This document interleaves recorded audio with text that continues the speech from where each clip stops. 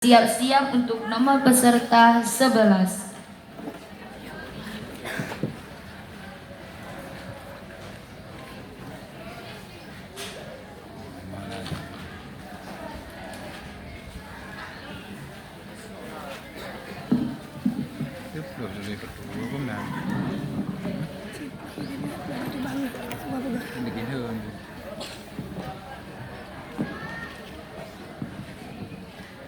Bismillahirrahmanirrahim.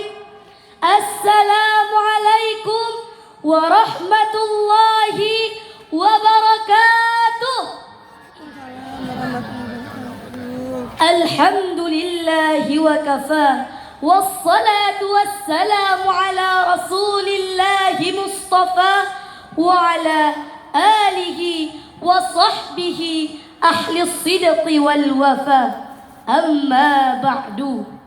Segala puji hanya milik Allah Subhanahu wa ta'ala, Tuhan semesta alam.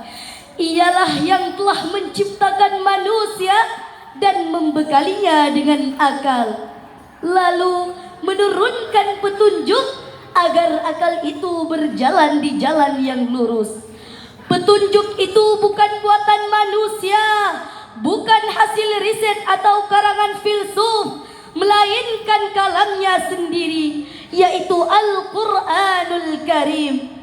Salawat dan salam semoga tercurah kepada junjungan kita Nabi Muhammad sallallahu alaihi wasallam, sang pembawa wahyu yang telah menyampaikan risalah ini dengan segenap pengorbanan, hingga kita bisa membaca Al-Quran dengan bebas dan tenang.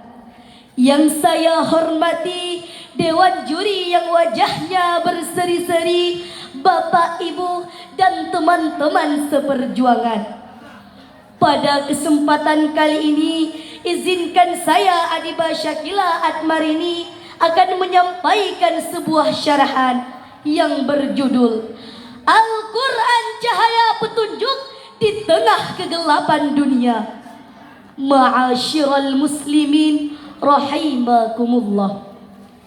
Al-Quran bukan sekedar kitab bacaan, melainkan pedoman hidup yang diturunkan untuk menuntun langkah manusia agar tidak tersesat di dunia yang penuh kegelapan. Allah berfirman dalam surah Al-Baqarah ayat 2, Bismillahirrahmanirrahim. Zalikal kitabu la raiba fih hudal lil muttaqin. Kitab Al-Quran ini tidak ada keraguan padanya, menjadi petunjuk bagi orang-orang yang bertakwa. Betapa jelas bahwa Al-Quran adalah cahaya yang menuntun hati, tetapi masih banyak orang yang jauh dari Al-Quran. Mereka hanya menjadikan mushaf sebagai hiasan, bukan bacaan harian. Berdasarkan hasil penelitian para ahli neuroscience modern, dengan rutin membaca Al-Quran mampu menenangkan saraf, menurunkan kadar stres, bahkan menstabilkan detak jantung. Subhanallah. Hal ini menunjukkan bahwa Al-Quran tidak hanya menjadi petunjuk spiritual, tetapi juga bermanfaat bagi kesehatan jasmani. Namun sungguh memilukan ketika kita mendengar fakta bahwa banyak anak-anak muslim lebih hafal lirik lagu daripada ayat suci Al-Quran. Banyak orang tua rela mengeluarkan biaya besar untuk pelajaran duniawi, tapi enggan mengantarkan anaknya untuk membaca Al-Quran.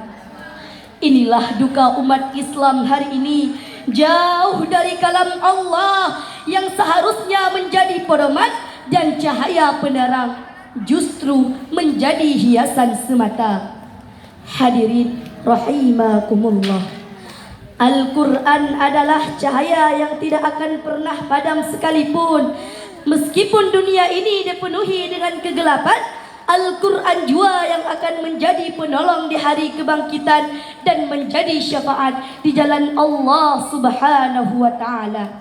Sabda Rasulullah sallallahu alaihi wasallam, "Iqra'ul Qur'ana fa innahu ya'ti yaumal qiyamati syafi'an li ashabihi." Bacalah Al-Quran, karena sesungguhnya dia akan datang pada hari kiamat dan memberi syafaat bagi para pembacanya. Dari pidato singkat ini, saya ingin mengajak kita semua untuk mendekatkan diri dengan Al-Quran. Jadikan Al-Quran sebagai pedoman dan cahaya penerang, bukan sekedar bacaan. Cukup sampai di sini pidato singkat saya. Jika ada yang benar hanya milik Allah semata, dan yang salah saya manusia binasa. Putik-putik muar melati, harum wangi di pagi hari. Pidato saya cukup sampai di sini. Jika ada yang rindu, hubungi lagi. Wallahu muwafiq ila aqwamit thariq. Assalamualaikum warahmatullahi wabarakatuh. Waalaikumsalam warahmatullahi wabarakatuh.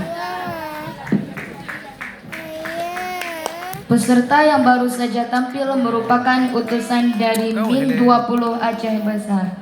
Selanjutnya kita panggilkan nomor peserta 11 atas nama Latifah Rania Abdullah dengan judul pidato Al-Quran sebagai